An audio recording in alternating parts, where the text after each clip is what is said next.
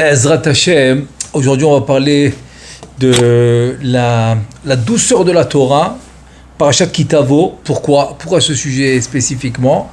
Parce que tous les 98 klalot, malédictions de la Torah, c'est seulement pour la simple raison que l'homme a choisi autre chose que la Torah. C'est-à-dire, au lieu de choisir la Torah comme moteur et comme pour illuminer sa vie, alors il a choisi autre chose. C'est toute la raison des klalot. Et il y en a 48 dans Parashat Bechokotai et 98 dans Parashat Ki Tavo. Et tout ça fait en tout combien ça fait? 147. 98 et 48.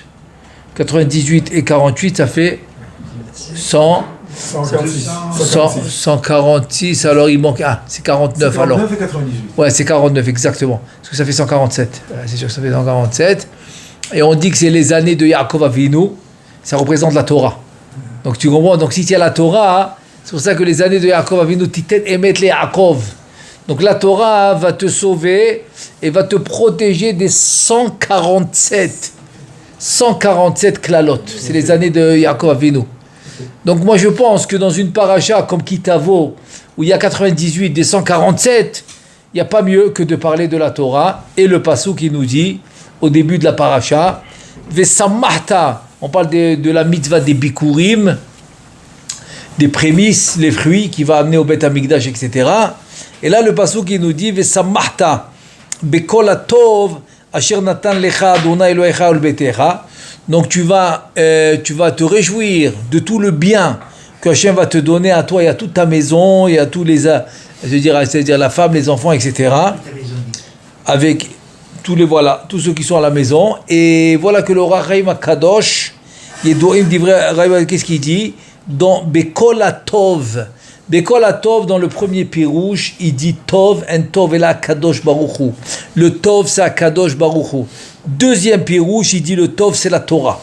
Le Tov, c'est la Torah. Ça veut dire qu'en deux mots, c'est la préparation pour nous dire pourquoi Chas Veshalom, il viennent les malédictions dans le monde, en général, et chez certaines personnes en particulier, parce qu'ils ont laissé tomber Akadosh Baruch Hu et la Torah. Et ça vient pas en un jour, parce qu'Akadosh Baruch Hu, il est très, très, très, très patient. Il donne beaucoup, beaucoup de chance. Donc c'est vraiment, comme le Navi nous dit, c'est vraiment dans un cas où vraiment Akadosh Baruch Hu, Akadosh Baruch Hu, il voit l'intérieur de chacun d'entre nous. Donc il a jugé que ça y est, qu'il n'y avait plus de retour. Que jusqu'à que la personne, elle a vraiment décidé d'abandonner la Torah et Akadosh Baruch Hu, et là il n'y a plus de retour. C'est là que Chas Veshalom, les malédictions viennent. Donc vous comprenez que c'est un cas vraiment extrême. C'est un cas vraiment extrême. Donc il suffit tout simplement de se reprendre, surtout maintenant on est Elul, avant Rosh Hashanah, donc c'est le moment. Dirshu Hashem bimatzeo kero bioto karov. Il y a une présence divine spéciale dans ce mois qu'il n'y a pas dans le reste de l'année. Donc c'est pour ça que c'est le moment de se reprendre. Maintenant je vais commencer par les paroles du Or HaChaim HaKadosh, et sur ça on va essayer de développer un peu par rapport à la Torah. Qu'est-ce qu'il nous dit Or HaChaim HaKadosh? Il nous dit un Tov et la Torah. Le Tov c'est la Torah. J'apprends ça du passouk dans Mishlei, le chapitre 4, le passouk 2. Chez Nehemar, qu'il est Kartov natati lachem Torah ta'azovo. Voir que le Lekartov que je vous ai donné, c'est quoi ce Lekartov? Cette bonté, c'est quoi? C'est la Torah. Parce que la suite, c'est Vetorati al ta'azovo, ne lâchez pas ma Torah. Comme le Midrash, il dit Alvai oti azavu vetorati shamaru. Kadosh Baruch Hu, il dit à la rigueur, tu veux me laisser tomber, il n'y a pas de problème. Mais la Torah ne laisse pas tomber. Ça veut dire que la Torah, c'est elle finalement qui va nous connecter avec Akadosh Baruch Hu directement. Des connexions directes. Donc même si Kaviachol, Chas Veshalom, on laisse tomber Akadosh Baruch Hu, mais grâce à la Torah, on est quand même connecté avec lui. Donc ça quand même, on va dire, on a quand même gardé son commandement. Comme il dit Moshe Rabbeinu, il dit Vatem adevekim badona Elohim chaim kulechem hayom. Vous êtes devekim, c'est collé. C'est-à-dire vous êtes unis avec Hachem tout le temps.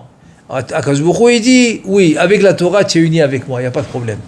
Et qu'est-ce qu'il nous dit Or HaChaim HaKadosh? Sheim ayu bnei adam margishim bimtikut ve'arevut tov haTorah. Si maintenant tu pouvais sentir, goûter la douceur de la Torah se dire en deux mots, si maintenant tu essayes d'examiner, c'est quoi les moments où tu as le plus de plaisir dans le monde, il dit essaye, vas-y, essaye de trouver les moments, même si tu les, on va dire comme il dit le Rav Dessler, même si tu les réunis à une concentration extraordinaire, ok, tu réunis tous les plaisirs possibles, imaginables que tu peux penser, tu n'arriveras pas au plaisir ultime de la Torah.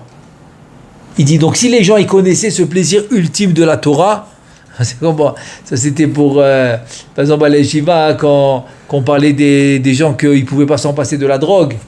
J'ai dit ben moi j'ai une drogue qu'ils connaissent pas. Ma drogue elle est encore plus que la leur. C'est quoi? C'est la Torah. C'est-à-dire quand tu goûtes vraiment la Torah, tu peux plus t'en passer. Parce que c'est vraiment on va dire vraiment c'est le plaisir ultime qui peut exister dans ce monde. Il n'y a pas plus que ça.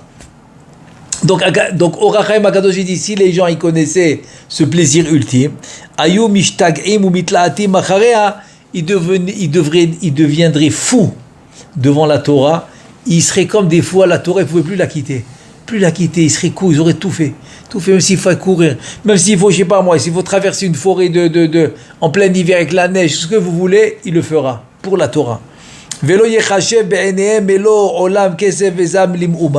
Il continue le Or HaChaim HaKadosh, il dit que tout le monde entier rempli d'or et d'argent, tu le considéreras même pas devant la Torah. Ki ta Torah kolelet kol hatovot sheba'olam. Et la fameuse phrase que tout le monde connaît, même une chanson est sortie là-dessus. Il y a une chanson sur ces phrases-là de Or HaChaim HaKadosh. C'est que la Torah va comprendre toutes les bontés et tous les plaisirs de ce monde. Ça veut dire que si maintenant on veut analyser les plaisirs, les bontés, tout ce que l'homme il peut dire que c'est bien. Voilà. Par exemple, je sais pas moi, j'ai réussi à acheter une maison, c'est bien. La voiture, c'est bien. Ça, c'est bien. Le travail, c'est bien. Je sais pas moi, le confort, c'est bien. Ce que vous voulez, la nourriture, tout le bien, tout ce qui est dans le bien, Baruch Hashem, les enfants qui réussissent tout ce qui est dans le bien, vous réunissez tout le bien, il dit il n'y a rien de bien qui n'est pas dans la Torah. C'est-à-dire que la Torah va comprendre tout le bien possible et imaginable que tu peux même réfléchir dans ce monde. Donc ça c'est Or HaChaim HaKadosh. Ça veut dire qu'est-ce qu'il reste à faire à l'homme? Il reste à faire à l'homme tout simplement de goûter ce bien. C'est-à-dire, tant que tu n'as pas goûté ce bien, tu ne peux pas comprendre ce que je te dis. C'est comme maintenant, j'ai donné un exemple, tu es en train de me raconter, tu sais, hier j'ai mangé un steak, et tu me racontes le goût. Je dis, ok, c'est gentil, tu me racontes, mais donne-moi un morceau du steak, et ça va aller plus facile, je vais comprendre de quoi tu parles. Mais tu peux m'expliquer pendant 1 heure, je ne vais jamais comprendre de quoi tu parles. Pareil avec la Torah, il faut le goûter. C'est comme par exemple quelqu'un m'a raconté qu'il avait inquiété Mamash dans la Torah, etc., comme il faut, sérieux, et vraiment il s'élevait, quoi. Il étudiait, il faisait les mitzvot, il travaillait, bien sûr, il y a une mitzvah de travailler, d'amener la parnassa. Mais on voyait qu'il était sérieux dans ce qu'il faisait dans les mitzvot. Moi, dès que je le voyais, je pensais qu'il prenait goût aux mitzvot, etc. Et après, on m'a annoncé qu'il a tout lâché. Et par exemple, il fait les fêtes Shabbat, il prend la voiture Shabbat, etc. Donc en fait, il n'a jamais goûté. Il n'a jamais goûté la mitzvah, il n'a jamais goûté le Shabbat, il n'a jamais goûté la Torah. Pourquoi je vous dis ça? Parce que après on m'a raconté qu'il leur dit pourquoi il fait ça. Il dit kef. Kef, c'est-à-dire il a du plaisir. Il a du plaisir quand il prend la voiture Shabbat et qu'il va faire la fête Shabbat, il a du plaisir. Ok, j'ai pas dit qu'il n'y a pas de plaisir. Les goïms aussi ont du plaisir. Bien sûr que le plaisir, il existe. Même Shabbat, je suis d'accord. Mais si tu as goûté le goût du Shabbat dans la sainteté, avec la mitzvah du Shabbat, et tu as goûté la Torah, ça veut dire que si tu penses que vraiment tu as plaisir maintenant, c'est que tu n'as jamais goûté le vrai plaisir. C'est ça que je suis en train de dire. Ça veut dire que Or HaChaim HaKadosh, il te prouve, noir sur blanc, parce que lui, il l'a vraiment goûté. Donc il peut te le prouver. C'était Nishmat Mashiach Or HaChaim HaKadosh. Donc pour Nishmat Mashiach qui a vraiment goûté le vrai goût de la sainteté, de la Gdusha, du Shabbat et de la Torah et des mitzvot, lui il te dit tu vas rien trouver dans le monde qu'il n'y a pas dans la Torah. Dans la Torah il n'y a que plus, pas moins. Il n'y a que plus. C'est-à-dire que toutes les bontés dans le monde ils sont dans la Torah. Évidemment que la Torah elle a plus. Donc quand quelqu'un il me dit tu sais, après que j'ai fait Shabbat, après que j'ai étudié la Torah, après maintenant que je transgresse Shabbat, Kef, je prends plaisir à ça, Je lui dis, excuse-moi, tu n'as pas goûté. Tu n'as pas goûté. C'est-à-dire, c'est même pas une question en deux mots, de victoire. Comme une fois quelqu'un il me dit, ouais, je suis pas d'accord avec toi. Je lui dis, non, c'est pas que tu n'es pas d'accord, c'est qu'on n'a pas les mêmes réalités, c'est tout. Moi, je t'amène des réalités de la Torah, toi, tu m'amènes des réalités de la société. Donc, évidemment qu'on peut pas être on peut pas être en compétition. C'est pas une compétition. Les réalités de la Torah avec les réalités de la... Donc, on est d'accord que quoi? Que Orach Chaim HaKadosh, il fait un témoignage qu'il a vraiment acquis. C'est un acquis pour lui parce que Nishmat Mashiach, donc vraiment, il a goûté comme il faut. Et il te dit qu'il n'y a pas... Tu peux pas venir me dire que tu as trouvé un plaisir dans le monde matériel, qui n'est pas dans la Torah et dans les mitzvot. Voilà, c'est ça que ça veut dire. Donc si maintenant il prend plaisir, après avoir fait la Torah et les mitzvot, il prend plaisir à, par exemple, à transgresser Shabbat et faire des fêtes Shabbat et peut-être allumer des cigarettes, etc. Donc ça veut dire qu'il n'a pas vraiment goûté. Ça ne veut pas dire qu'il n'y a pas plaisir là-bas, je suis d'accord, il y a un plaisir là-bas, mais il ne peut pas être quelque chose qu'il n'y avait pas dans la Torah. C'est pas possible. Voilà, ça c'est pas possible. Donc c'est pour cela. Dans la Gemara de Hérouvin, elle ramène un pasouk extraordinaire dans Michelet, 5e chapitre, le pasouk 19. Qu'est-ce qu'il dit la Gemara? La Gemara dans la page 54b, dans Hérouvin, Be'ahavata tishge tamid. C'est quoi Be'ahavata? Quand tu vas aimer la Torah, tishge mlachon shogeg. Tu vas te tromper. Qu'est-ce que ça veut dire? Tu vas te tromper tamid tout le temps. Ça veut dire que tu vas faire ta'ase atzmecha keshogeg ou peti, voilà. Tu vas te faire comme quelqu'un petit, quelqu'un qui va pas trop réfléchir parce que c'est ce qu'il veut. C'est comme un enfant, il réfléchit pas trop.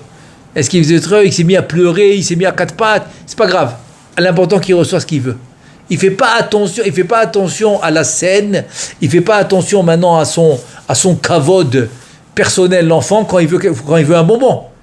Il va se mettre à quatre pattes, il va se mettre par terre, il va crier, l'important qu'il a reçu son bonbon. C'est exactement le système de la Torah. Si tu as compris c'est quoi la Torah, tu vas être prêt à faire n'importe quoi. Pourquoi? Parce que tu prouves que la Torah, c'est elle qui te donne vraiment le vrai sens de la vie. Le vrai sens du plaisir. C'est ça le chidouche. Le chidouche, c'est qu'il y a un plaisir dans la Torah que tu trouves nulle part. Et comme on a dit, si quelqu'un maintenant il l'a pas trouvé, c'est pas parce qu'il le manque dans la Torah, c'est parce qu'il l'a pas encore goûté, c'est tout.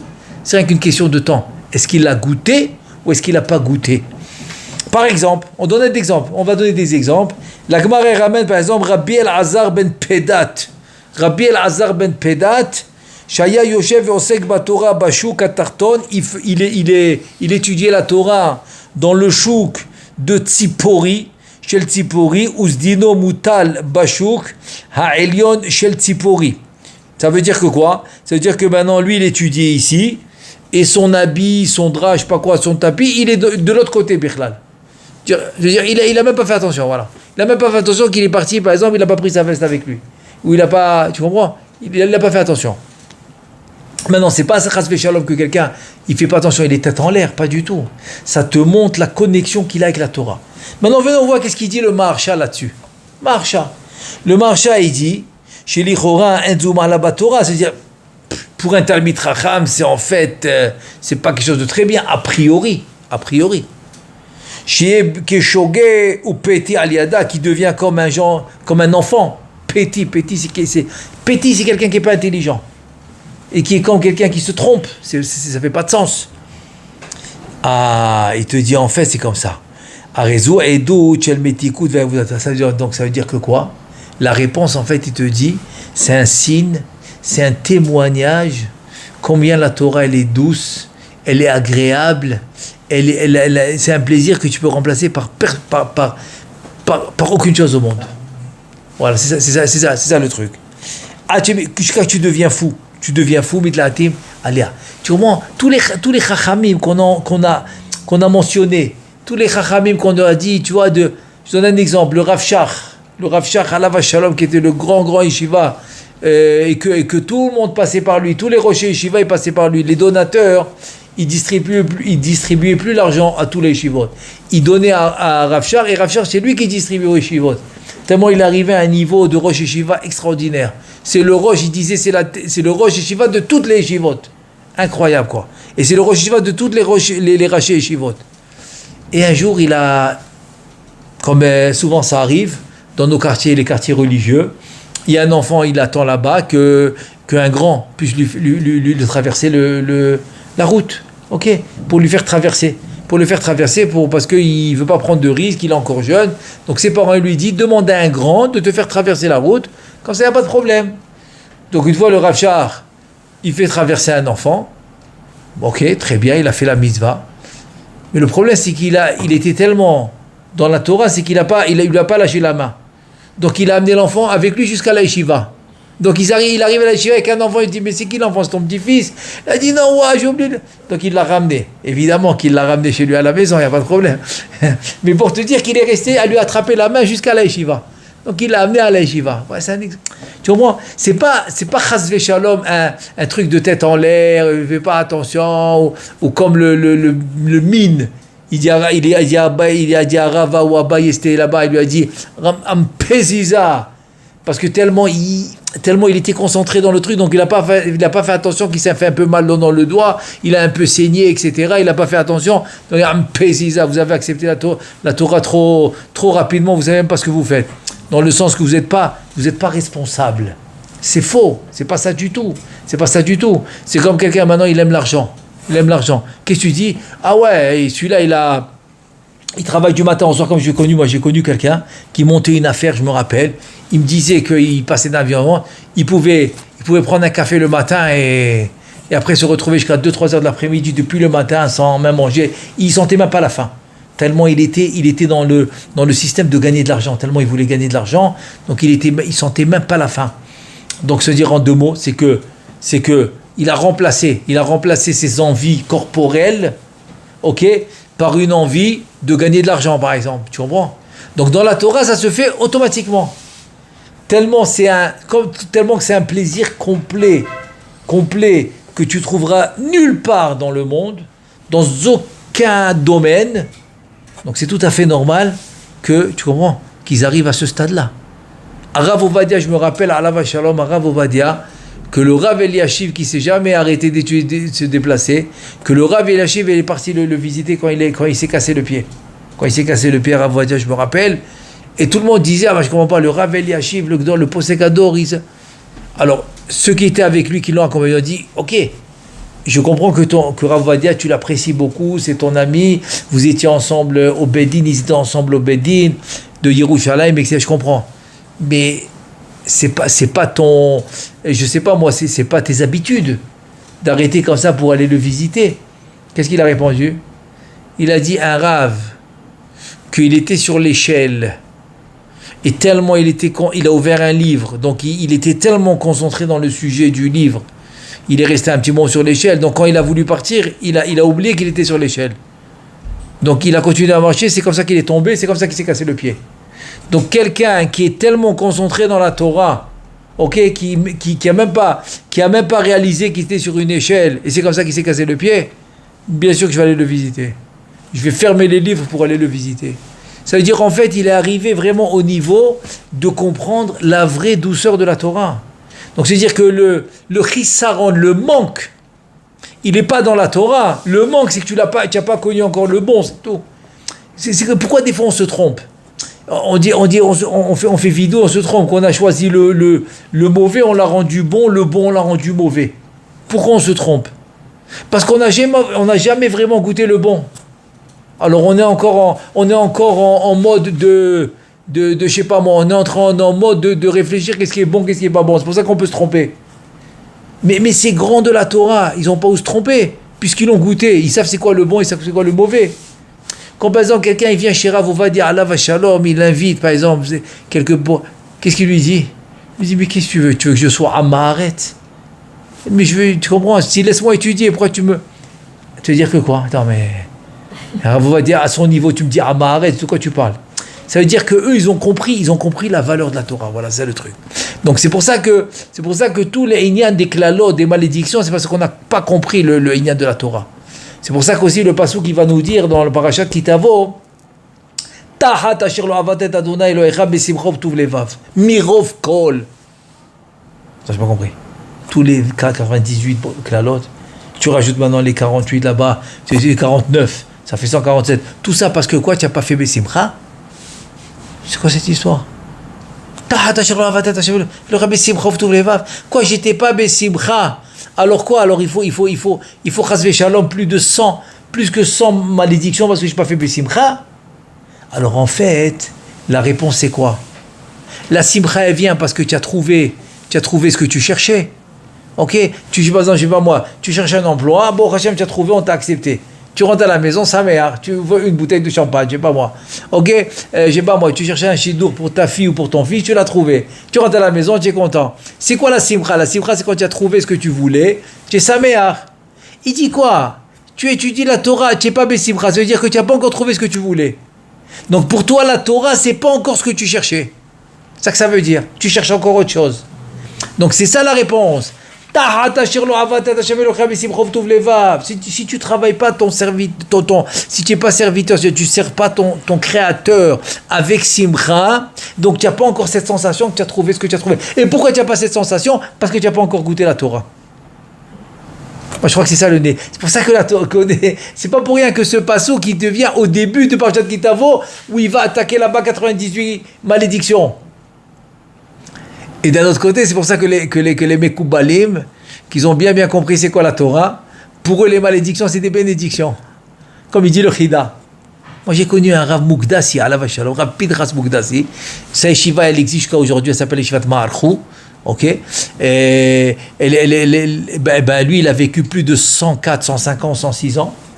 Et tous les aliyot des klalot, c'est-à-dire Bechukotai et Kitavo, c'est lui qui montait. Il a vécu plus que 100 ans. Et je l'ai connu plus que 90 ans, encore en forme, il venait à la yeshiva comme s'il avait 20 ans. J'ai vu ça, pour te dire. C'est tout des brachot. Mais pourquoi pour eux c'est des brachot? Parce qu'ils ont compris c'est quoi la Torah. Donc ça peut être que des brachot. Tu comprends? Ils ont quand. Et regardez maintenant, je veux rien que rajouter le Yerushalmi. Il dit le Yerushalmi dans Brachot Pereke, dans Sof Halacha Aleph, il dit que Sheresh Lakish Haya Yotze Mitroub Shabbat, mais Omek Iyuno Velo Irgish. Tu imagines? Je veux dire que Resh Lakish, le Tamid de Rabbi Yochanan, qui était tellement concentré dans son étude qu'il est sorti de Troub Shabbat, il n'a même pas fait attention. Regarde de quoi on parle. C'est quand tu t'oublies. Quand c'est quelque chose que vraiment tu as plaisir. Tu prends plaisir à ça. Donc c'est comme ça que tu t'oublies. Ou Beferouj, à côté, Be'en Yaakov. Alors là-bas dans la Gemara, dans En Yaakov, dans Otud Gimel dit Katav, Sheshama ou Piresh Bazé Kavanat Yosef Le'echav. Et c'est comme ça qu'il a expliqué quand Yosef il va dire à ses frères, quand ils vont annoncer à Yaakov, ok, que Yosef il est roi, etc. en Égypte, il leur dit Altergezu baderech. C'est quoi? Alors il nous dit comme ça, il nous dit Lo itasku bedivre halacha shema tirgaz alehem baderech ainu sheit'u bedarka me'omek iyunam velo yargishu. Donc la Gemara dans Ta'anit, la page 10b, et Rashi ramène ça dans le Chumash, que n'étudiez pas avec un iyun, c'est-à-dire avec profondeur, de peur que vous oubliez et vous allez vous tromper de chemin. Donc ça va prendre beaucoup plus de temps d'arriver chez Yaakov pour lui avertir, etc. Alors c'est comme ça qu'on explique le inyan de Yosef qu'il a dit à ses frères, parce qu'il savait que ses frères automatiquement ils arriveraient à ça. Et une fois le Chazonish, il se baladait, c'est connu quand il était un peu âgé pour sa santé, donc il faisait des marches le soir. Donc il faisait une marche le soir, comme les docteurs lui l'ont dit de faire, et donc il était concentré dans ses pensées de Torah, c'était le Gdolador, et donc même celui qui marchait avec lui, il voyait qu'il était concentré dans son étude, il n'a même pas voulu l'embêter, il lui a rien dit. Ils sont sortis de Bnei Brak. Chazon, il n'a même pas fait attention tellement il était déjà. Lui, il ne voulait pas l'embêter parce qu'il voyait qu'il était bien dans ses pensées de Torah. Et après, le Chazon, il a vu autour de lui, qu'est-ce qu'il a vu? Il a dit, mais attends, mais où est-ce qu'on est? Il n'a plus reconnu. Attends, on n'est plus dans le quartier. Il a dit, mais où est-ce qu'on est? Il lui a dit, on est à Ramatren. De Bnei-Brak qui sont arrivés à Ramat-Ren. Regarde où ils sont arrivés. Chasson, il a dit, mais c'est pas possible. Bah, c'est-à-dire que j'étais dans un petit Tosfot, et regarde où je suis arrivé. C'est-à-dire, ce petit Tosfot, ça fait quoi? Ça fait 1 heure qu'on marche. Je suis dans un tout petit Tosfot. Tu as compris l'idée? C'est-à-dire qu'en fait, c'est quoi l'idée? La Torah, elle te dit, écoute, je t'ai tout donné. Donc c'est quoi en fait? C'est quoi la malédiction? La malédiction, c'est que tu n'as pas encore compris. Tu n'as pas encore compris la bonté et la bonne chose et le cadeau que je t'ai donné. Tu n'as pas encore compris que de te soumettre à la Torah, c'est ça ton bonheur. C'est ça en fait les klalotes. Pourquoi Akadosh Baruch Hu, tellement il insiste? Parce qu'en fait, c'est pas... Akadosh Baruch Hu, il n'a aucun inyan de vouloir punir la personne. Aucun. Ça, c'est vraiment même pas dans les... Tu vois ce que je veux dire? Ça lui vient même pas à l'esprit. Même pas à l'esprit, ça lui vient je sais pas moi, de punir. C'est pas ça l'idée. L'idée, c'est que je veux que tu prennes conscience. Tu prennes conscience de la bonté que je t'ai donnée, de la bonne chose que je t'ai donnée, de quelque chose que tu vas trouver nulle part dans le monde. Et je l'ai donnée, elle s'appelle la Torah. Et toi, tu la prends pas au sérieux. Donc, en 2 mots, la klala, c'est une conséquence. Voilà, c'est une conséquence. Donc, la malédiction, c'est quoi? C'est une conséquence du manque du bien que je t'ai donné. C'est-à-dire, tu as laissé tomber le bien de côté, tu as choisi, chas v'shalom, tout ce que la société t'offre, et c'est ça la klala. Donc, quand tu viens, je vais donner un exemple, vous comprenez de quoi je parle. Quand, par exemple, quand quelqu'un il est venu, il a pleuré au Chazon Ish que son fils, il va se marier avec une Goya. Et il pleure au Chazon Ish. Le Chazon Ish, il lui dit, mais attends, c'est maintenant que tu pleures? Où est-ce qu'il était? Donc, raconte-moi. Donc il lui raconte les écoles non religieuses où il a mis ce fils, il lui raconte l'université où il était, mais c'est une université complètement avec les goyim, etc. Il lui raconte tout ça. Et maintenant tu pleures parce qu'il va se mettre avec une goya, mais c'est pas maintenant qu'il faut pleurer. Il fallait pleurer depuis qu'il était petit, depuis que tu as décidé de le mettre dans une école mixte avec des goyim, de là-bas. Toute sa vie il était là-bas et dans l'université. Qu'est-ce que tu pleures maintenant? C'est maintenant que tu pleures. Tu comprends? Ça veut dire que quoi? Ça veut dire que maintenant ce qu'il est en train de vivre, maintenant c'est une conséquence. C'est une conséquence. Donc c'est pareil pour la chas v'shalom, pour la malédiction, c'est pareil. Donc c'est pour ça que même le remède de tous les problèmes, qu'est-ce qu'elle dit la Gemara? C'est la Torah. Tiens, la Torah pourquoi? Parce que dans la Torah, on a dit qu'il y a tout le bien du monde, de tout ce qu'il y a dans le monde. Parce que Istakel Beoraita Bara Alma. Il a regardé la Torah, il a créé le monde. Donc en fait, moi je pense que c'est ça l'idée. C'est pour ça qu'avant même de penser et de parler, des malédictions, il fallait qu'il vive sa marta bekolatov. Et Orem dit c'est la Torah. Pourquoi? Parce que Magdim Refoua la Maka. Ok? Je veux précéder la guérison avant la maladie. Donc là, pareil ici. Je te donne la solution avant le problème. Le problème, c'est les klalotes, c'est les malédictions. Je t'ai donné la solution, c'est la Torah. Donc la solution, elle vient avant. C'est pour ça que la Torah va commencer par ce passouk, bien avant de nous citer tous les 98 malédictions, etc. Donc ça veut dire en 2 mots, c'est quoi? C'est une conséquence d'un mauvais choix, c'est tout. Et c'est pour ça que Baruch Hashem, on peut remercier Hashem, vraiment, pour ce mois extraordinaire de Elul. Donc c'est le moment. C'est le moment maintenant de réaliser les erreurs qu'on a fait, et c'est le moment maintenant de revenir, parce que le retour, il est tout le temps prêt, il est tout le temps là. Ça n'existe pas le non-retour. Ça, c'est le Yetzer Hara qui veut te rentrer dans la tête qu'il n'y a pas de retour. Non-retour. Le non-retour n'existe pas. C'est pour ça que tant que l'homme y respire, il y a le retour. Il peut revenir à la Torah. Tant qu'il respire. Donc il n'y a aucune situation dans le monde qui ne peut pas revenir. Donc Be'ezrat Hashem, qu'Hashem nous aide à revenir dans le chemin de la Torah. Et Be'ezrat Hashem, comme ça il n'y aura que des bénédictions. Kol habrachot haktuvot baTorah. Vektiva vechatima tova, amen ve amen.